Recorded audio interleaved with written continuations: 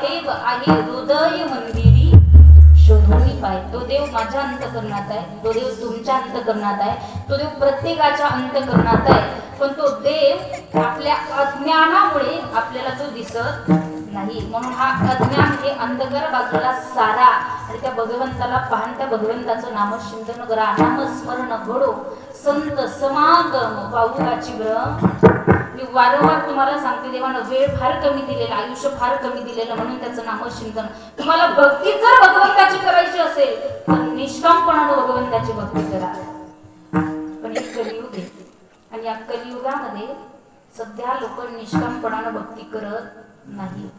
आमच्या शेजारचं, आमच्या घराजवळचं एक उदाहरण आहे बाबा, आयुष्यभर त्यानं कधी परमार्थ केला नाही, भक्ती केली नाही, भजन केलं नाही, नामचिंतन केलं नाही, कधी पंढरपूरच्या वारीला गेला नाही, कधी आळंदीला गेला नाही, कधी वारी केली नाही।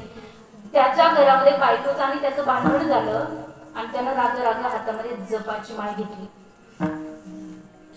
एका पाटावर बसला आणि पाटावर बसून तो जप चालू केला, रामकृष्ण हरी रामकृष्ण हरी रामकृष्ण हरी रामकृष्ण हरी। जप चालू झालं, बायकोसोबत भांडण झालेलं होतं आणि थोड्या वेळात पत्नी दारात आली, ती म्हणे थांबा जरा, रामकृष्ण हरी रामकृष्ण हरी रामकृष्ण हरी रामकृष्ण हरी याचा जप चालू होता। आता यानं एक काम करायला पाहिजे होतं, एक तर बायकोशी बोलायचं, नाही तर जप करायचं, दोन्ही कामं चालू ठेवली। हा म्हणे बोल बोल काय काम आहे, रामकृष्ण हरी रामकृष्ण हरी रामकृष्ण हरी रामकृष्ण। ती म्हणे विशेष काय नाही, आपल्या बकऱ्याला गिरा गेला, रामकृष्ण हरी रामकृष्ण हरी। मग जोरात म्हणायला लागले, त्याला वाटलं गेले तर गेले जास्त पैसे।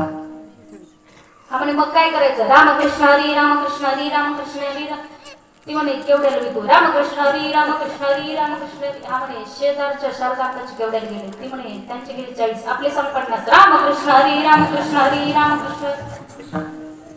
ती म्हणे अहो त्यांची बकरी मोठी होती, आपली बकरी छोटी आहे। हा म्हणे बघ बाई, त्या बकऱ्याला शेजारचा घास आणून चालला, शेजारचे मका आणून चालली, शेजारचा गहू आणून चालला, त्या बकऱ्याचा सौदा तू कर, रामकृष्ण हरी रामकृष्ण हरी रामकृष्ण हरी रामकृष्ण हरी। बायको बाहेर गेली, पण याला का चैन पडते का, कमी पैशाला विकते काय, कमी पैशाला विकते काय, त्या फार अवघड राहतं। त्यानं काय केलं, पाटावर चौटला, घरात एक खिडकी होती, त्या खिडकीजवळ पाट मांडला, तर बसला नाही, पाटावर उभं राहून खिडकीतून डोकून बाहेर म्हणायचा, रामकृष्ण हरी रामकृष्ण हरी रामकृष्ण हरी। बायको म्हटली गप जप कर ना, बरोबर विकते ना मी। तेवढ्यात काय झालं, त्यांच्या घरामध्ये चूल होती, चुलीवर दूध मांडलेलं होतं, लाल बुंद साईज दूध आलेली होती, ते पाहिलं एका बोक्यानं, बोकानं मिशा टाईट केलं घरात शिरला।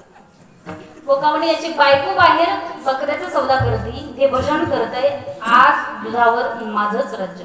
बोका मिशा टाईट करून घरात शिरला, यानं बोक्याला पाहिलं फिश फिश करायला लागलं।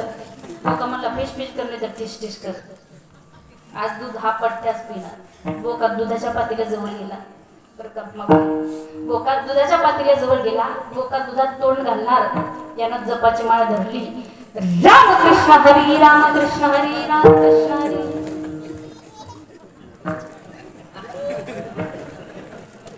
बोका इतका जोरात पळाला, इतकं जोरात पळाला, बायकोच्या पायाजवळून गेला। ती म्हणे बाई जपाची माळ तर पप्पाच्या बापाच्या हातात होती, बोक्याच्या गळ्यात कशी होती।